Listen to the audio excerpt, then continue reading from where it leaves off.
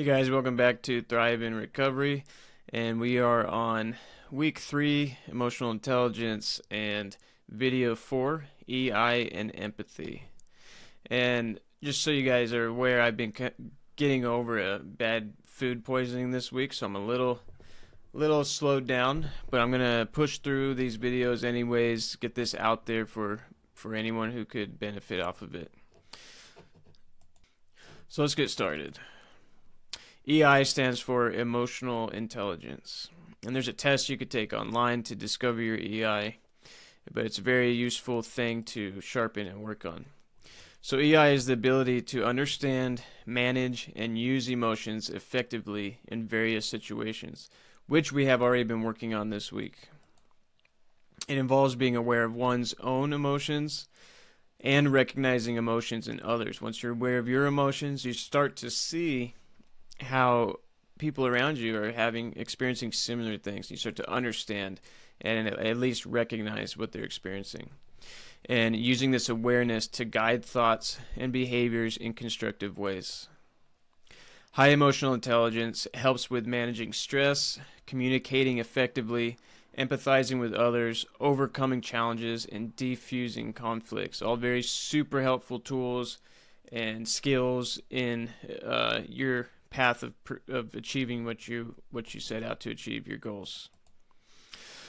Emotional intelligence is typically broken down into 4 key components: self-awareness, recognizing and understanding your own emotions, triggers, and how they affect your thoughts and actions, which is what we began developing in the first 2 videos once we started to look at emotions as signals and almost like a useful tool or a compass in a way, and also understanding our triggers and how to wade through an emotional trigger. Another aspect is self-management, regulating your emotions and reactions even in stressful situations to stay in control and work toward positive outcomes. This is what we began developing in the emotional trigger video. Social awareness, recognizing and understanding the emotions of others, showing empathy, and being perceptive to social cues. That's what we're going to go over in this video, and that's where empathy comes into play. And relationship management, using emotional insight to communicate effectively, manage conflicts, and build and nurture healthy, positive relationships. We're going to go over the essentials for this in the next video following this one. And emotional intelligence can be developed and strengthened over time, and it's a valuable skill for personal growth as well as success in personal and professional relationships. And it's like this: if you haven't ever worked on this before, don't beat yourself up because you're struggling with it, or because this is a new concept for you. Maybe you never even looked at emotions before or valued them before. So this is a skill that takes the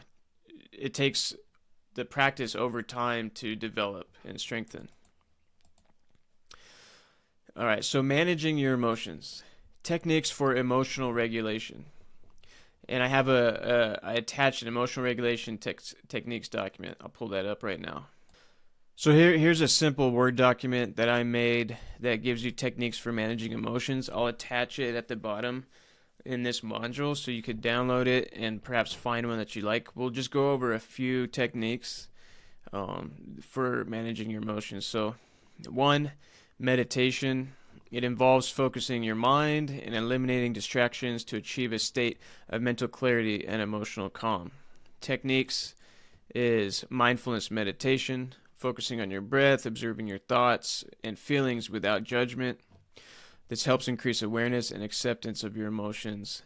You can do guided meditations, use recordings or apps. I've left a few in the group that lead you through a meditation process, often incorporating visualization and relaxation techniques. And there's a love, kindness meditation. Concentrate on developing feelings of compassion and love towards yourself and others. There's also one of those in the community as well. The benefits is that it reduces stress and anxiety, it enhances self-awareness, and promotes emotional balance. And this doesn't happen overnight. This is a journey, if not a lifelong journey, of getting better and better and better. And you got to practice it, daily or at least weekly. How to start: find a quiet space, sit comfortably, find some guided meditations that you like. Try different ones out if others don't you like. One thing you're gonna get that will happen when you begin your meditation journey is that your mind will be loud and it will be active and it won't quiet down. If anything, it may get worse for a little bit. The more you practice sitting there and staying present, ignoring your memory, ignoring your imagination, but staying in the present moment by focusing on your breath or doing a body scan or listening to sounds that are happening now. The more you practice doing this, your mind will run out of energy. When you stop giving your mind attention, it will run out of energy and it'll slow down. So it just takes practice. Focus on your breath or a specific meditation guide for 5 to 20 minutes daily. If you did this daily, you will get the results faster. You can journal. Journaling involves writing down your thoughts, feelings, and experiences to process and understand your emotions better. Some techniques is free writing. Write continuously for a set period without worrying about grammar or structure. Let your emotions flow onto the paper. You could do gratitude journaling. This is a personal favorite. List things you're grateful for each day to foster positive emotions. This is how you kind of do emotion hacking, right? Is that you start gratitude when you're in a bad mood or something, or even you're not even in a specific mood, and you start saying what you're grateful for, what you're grateful for, what you're grateful for, and you begin to get positive emotions from that. Emotion tracking. Record your emotions throughout the day, noting triggers and patterns. If you've been doing this course, this is a practice that we started at the beginning of this week. This brings awareness to your emotions and a better understanding. And the benefits is it clarifies thoughts and feelings, provides a safe outlet for expression, identifies emotional triggers and patterns. How to start: get a notebook or a digital tool, a digital notebook. Set aside time each day to write, a couple minutes. And be honest and open and completely transparent to yourself in your entries. So you notice that I basically put what a method is that you could use for managing your emotions. And it gives you a few. I use ChatGPT for this, and it gives you a few different techniques for that specific thing. So journaling, and it gives you free writing, gratitude, emotion tracking. It tells you the benefits, and it tells you how you could start. And there's other ones on here: grounding exercises, cognitive behavioral techniques, progressive muscle relaxation, physical exercise, visualization and guided imagery, mindful breathing, and then social support and communication, and or also artistic expression. So there's a bunch on here, and this is just a little guide for you to get started. And if you want to dig deeper, if you find one that resonates with you and you want to dig deeper into that specific thing, like if you really like mindful breathing, then start doing your research, start playing with it, start bringing it into your lifestyle, start leaning on it as a tool for managing your emotions. So you could download this below the video. Now we'll get back to the slide. I just want to go over the benefits of delaying reactions to intense emotions. So the benefits of pausing before you choose to react to an intense emotion. It promotes clarity and understanding. Pausing gives you time to fully process what you're feeling and why. This helps you gain a clear perspective, reducing the chance of reacting impulsively and doing something that you regret. It reduces conflict and regret. Waiting to respond can prevent emotional outbursts that might lead to hurtful words or actions. This delay allows you to approach the situation more thoughtfully, minimizing potential conflicts and future regrets. It enhances emotional control and resilience the more you practice this. Practicing the habit of delaying reactions builds emotional resilience. Over time, this self-control can help you stay calm and grounded even in challenging situations and foster healthier emotional regulation overall. Benefits of exercise in managing emotions. So, exercise reduces stress and anxiety. Physical activity releases endorphins, which are natural mood lifters that help lower stress and reduce anxiety, leaving you feel more relaxed and balanced. And we're going to go into much more detail in the physical health module. It improves emotional resilience. Regular exercise strengthens your body and mind's resilience to stress, making it easier to manage challenging emotions and bounce back from difficult experiences. It also boosts self-esteem and confidence. Engaging in physical activity promotes a sense of accomplishment and improves self-image, helping to enhance mood and build confidence, which can make handling emotions easier.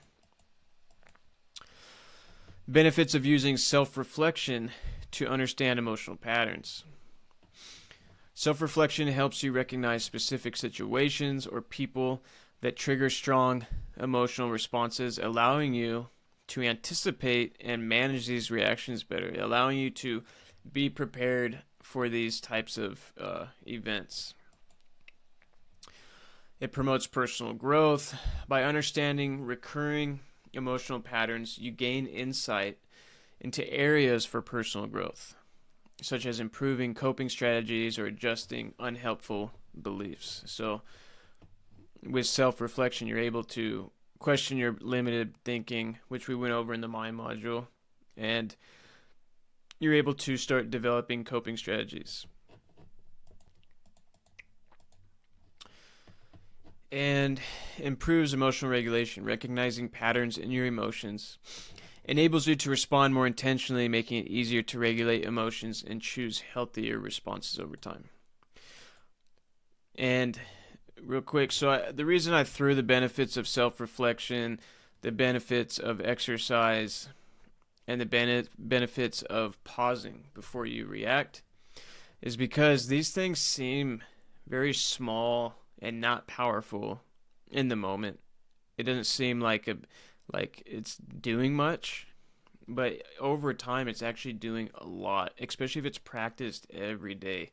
It's doing so much for your health and your personal growth and your mind. So, start bringing these tools into your life. There's benefits to them. I just laid it out like, look, there's benefits, and these benefits are pretty much things that people want in their life, especially if you're in this classroom. You want to grow. You want to become the best version of yourself. These are the tools that will lead to that. All right, so now we're going to get into empathy. And I want to state first that when we begin to manage our own emotions and understand our emotions in recovery, we begin to observe and understand what another person may be going through, and we begin to build empathy for others. So in the next slide, we're going to look at where empathy shows up in different areas of your life. 1.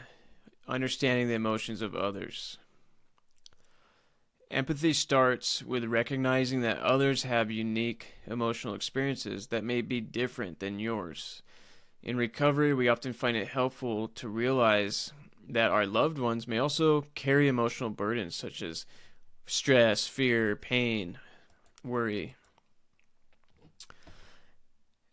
So reflecting on how addiction has affected others can increase motivation to empathize with and repair relationships. If you're aware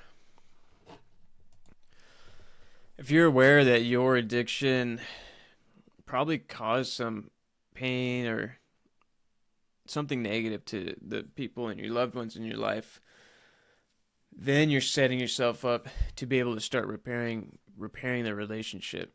But if you're not even understanding of that much, then why would they want to work on any relationship with you? You know, the benefit of group settings and meetings is that sharing stories of struggles and triumphs with a group helps normalize a range of emotional responses. So it shows up in your life with active listening techniques. Active listening is about fully focusing on the speaker without judgment or interruption. In recovery, this practice builds patience and shows respect for others' experiences, creating a sense of connection. I just want to say that you're not going to be actively listening to somebody if you're not in some state of empathy, if you're not empathizing, right? Because if you're not empathizing, you don't care how the other person's feeling, you're not aware of how the other person's feeling, and therefore they're talking to you and you're just kind of like, yeah, that's cool. You know, waiting for them to stop talking or judging what they're saying in your head. And you may accidentally interrupt them without being aware. Techniques like maintaining eye contact, nodding, and summarizing what the other person says can show genuine interest and help people feel heard, understood, and practicing active listening helps participants stay grounded and less reactive. 3. The impact of empathy on relationships. So empathy can strengthen connections, helping to build trust and mutual understanding. For someone in recovery, showing empathy toward others can foster healthier, more supportive relationships and reduce feelings of isolation. It strengthens connection by allowing the other person to know that they're being heard, they're being listened to, and that you're doing your best to understand where they're coming from and understand what they're experiencing emotionally. When you do this for people, it shows them that you care. It shows them that they can confide in you on a deeper level, and it creates a relationship that is based on trust and honest and empathy. By consciously practicing empathy, participants can experience more positive interactions, feeling valued and accepted, which enhances emotional stability. Recognizing how empathetic interactions improve relationships can reinforce the value of empathy in recovery. So, ways to practice empathy in everyday interactions. So, small, consistent acts of empathy, like asking someone how they're doing genuinely, or being supportive during difficult times, can slowly transform relationships. These acts remind people in recovery that they can contribute positively to others' lives, countering past patterns of neglect or self-focus. So this is how you kind of mend relationships too, is that you show you're different by actually being different. Whereas before in your addiction, you were completely focused on yourself, focused on your addiction. Now that you're clean and you're in recovery, you're trying to show that you do care how they're feeling, and you are here for them in the best way you can be, in any way you can be, and that you're empathetic with them. Encourage practicing empathy daily with friends, family, or even strangers, such as offering a kind word or being patient in stressful situations. Each act reinforces emotional growth and builds a foundation for meaningful reciprocal relationships, where both parties are being empathetic with each other and providing a safe space for each other to feel what they're feeling and express what they're feeling without being judged. And a simple way to do this, you could be empathetic with everybody in the sense that you understand that they're human too, and they're just doing their best based off of what they know as well. And being more understanding with them, being patient with them, being kind, sharing a smile, sharing a laugh. These are all things that build meaningful relationships over time. How sharing your experiences can foster connection. Sharing personal stories and struggles with others helps build emotional intimacy. For people in recovery, this often means opening up about vulnerabilities, which can be scary but healing. This is where groups come into play. This is where meetings come into play, or just one-offs, one-on-one, talking to another recovered addict. Believe it or not, recovered addicts highly empathize with each other because we've all been in that dark addiction. So, in a group setting, participants can take turns sharing their experiences, practicing active listening, and responding empathetically. So these are ways you could practice empathy. Sharing reminds everyone that they're not alone in their struggles, creating a strong support network essential to recovery. And this is the kind of vibe that I want to get going in the meetings in this online community. So increasing your emotional intelligence will enhance your experience of life in so many ways, and building a strong sense of empathy will improve your relationships and help you in creating the life you want. So we're going to go into a love and compassion meditation. It's not too long. So it's actually here in this classroom. So in the Recovery for All, you go to classroom, you go to guided meditations, and you go to meditation to exercise compassion and love. So we'll do this one right now. So if you want, relax, sit comfortably. It's about 10 minutes. If you can't do it now, maybe come back to it later. But if you have the time, I highly encourage you doing this meditation. It's very relaxing, and it helps foster feelings of love and compassion. So let's get started. I'll do it with you. Hold your breath.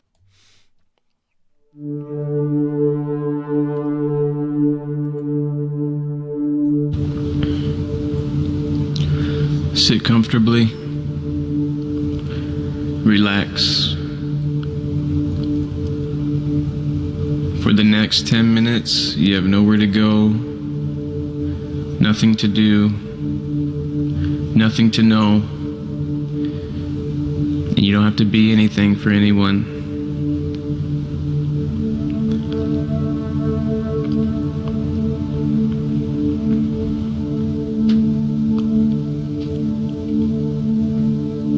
Inhale through your nose and hold your breath.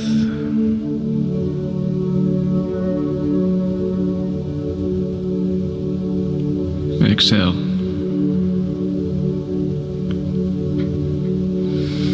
Inhale through your nose and hold your breath.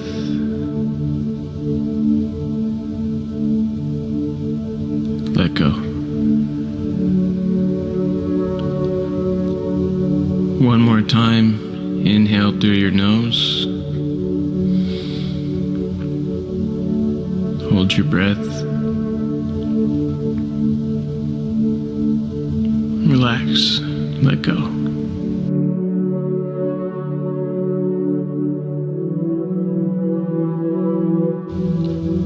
I want you to bring to mind someone whom you truly love. This may be a family member, a friend, a lover, or even a pet. See the soul in front of you. As you do, feel the love that they fill you with. Feel that love in your heart.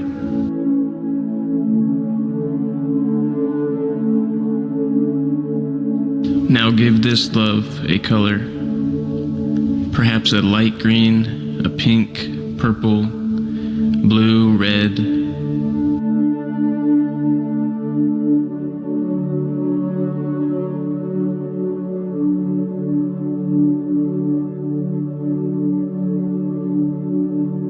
As you exhale, imagine this light of love expanding from your heart area to fill your entire body.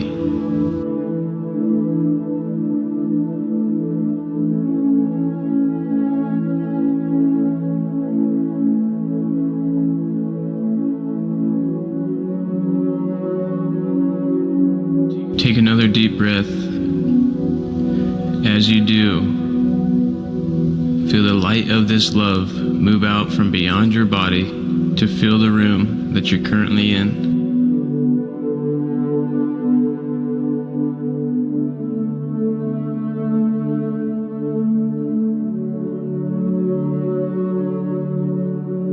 And as this light expands to fill the room, imagine this feeling of love emanating from you to all the life in the room, to every person, every pet, even every plant.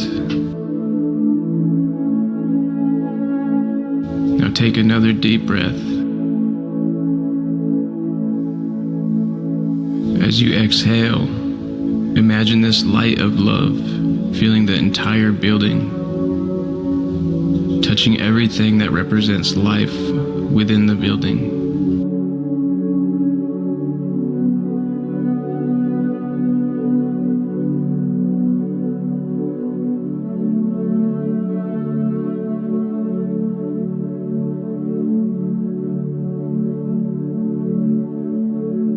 Take a deep breath.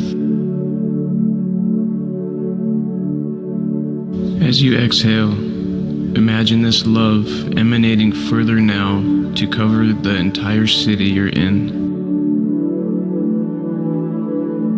You may feel a sense of the city or see the city as if you were looking at it on a map.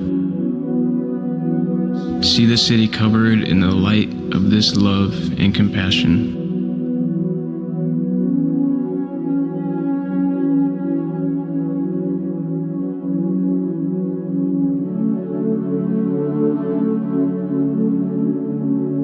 Now take a deep breath. As you exhale, feel this light of love fill the entire country that you're in. As you did for your city, you may see the country as if you're looking at it on a map, or you could even bring to mind your nation's flag.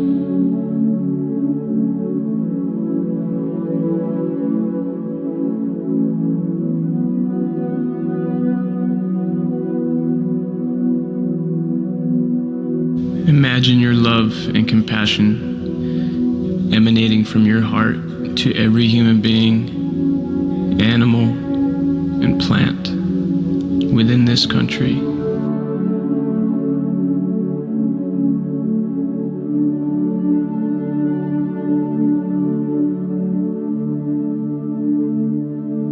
Take another deep breath.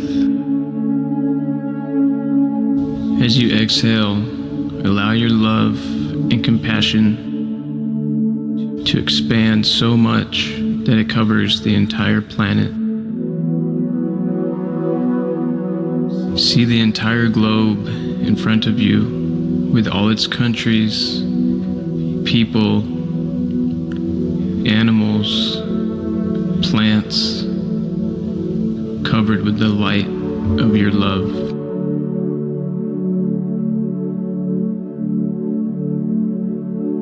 You may even repeat a blessing or a mantra for every living creature on earth, such as, may you be well, may you be free of suffering, may you be at peace.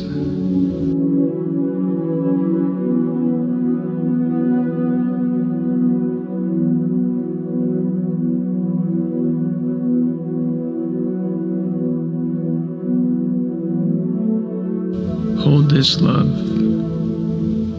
for the next 3 minutes.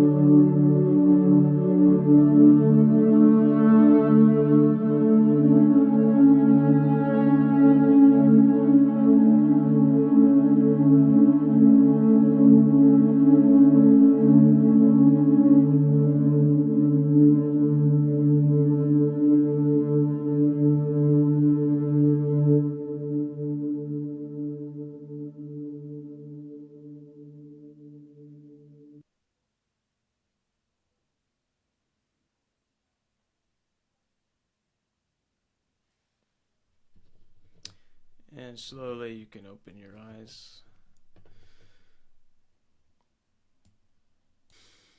I hope you enjoyed that meditation. You could bring this practice into your life, maybe once a week, and watch the benefits of it. It's a visualization meditation exercise, but it could be a very powerful tool in harboring compassion and love, not just for yourself, not just for your loved ones, but for the entire creation. So this was a longer video. Good job for getting through it. It was a lot of information. Hope you learned something, take something away with you. As always, celebrate yourself. It's important. You're taking the time to invest in yourself. You will gain the positive changes in your life. So will your loved ones. And remember to take your time. This isn't a rush. This is your growth. This is your process. And I'll see you in the next video and in the community.